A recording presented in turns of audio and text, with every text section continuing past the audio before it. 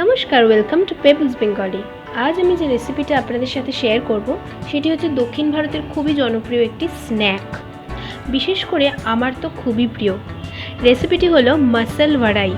অনেকটা ডাল বড়ার মতো হলেও এটি বানানোর পদ্ধতি একদমই আলাদা এবং খুবই সহজ। তাহলে চলুন, লেটস গেট স্টার্টেড। আগে আমরা বড়ার মিক্সটা বানাবো। এখানে একটি গ্রাইন্ডারে আমি অল্প মৌরি, 2 টুকরো দারচিনি দিলাম, একটা পেঁয়াজ টুকরো করে এতে দিলাম, কাঁচা লঙ্কা, একটা ছোট আদার টুকরো এবং সাথে 2-3টে রসুনের কোয়া দিলাম। আগে এটাকে আমরা ভালো করে গ্রাইন্ড করে নেব। দেখুন, মশলাগুলো পিষিয়ে নিয়েছি এবং এতে দেব ডাল। আমি 1 কাপ মতো অরহর ডাল নিয়েছি।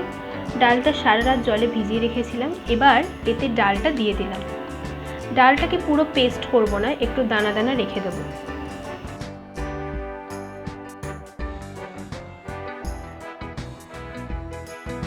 দেখুন, একটু দানা দানা রেখে দিয়েছি। এবার এতে ধনেপাতা কুচি দিয়ে দিলাম।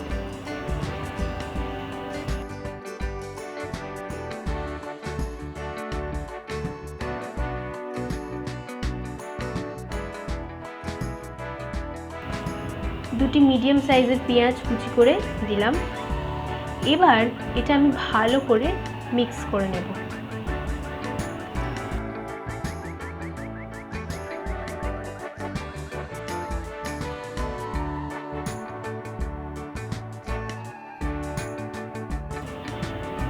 মিক্স করে এই রকমভাবে গোল গোল বলের আকারে নিয়ে চেপে চেপে বড়ার শেপ করে নেব। দেখুন, আমি বলের আকারে গড়ে নিয়েছি।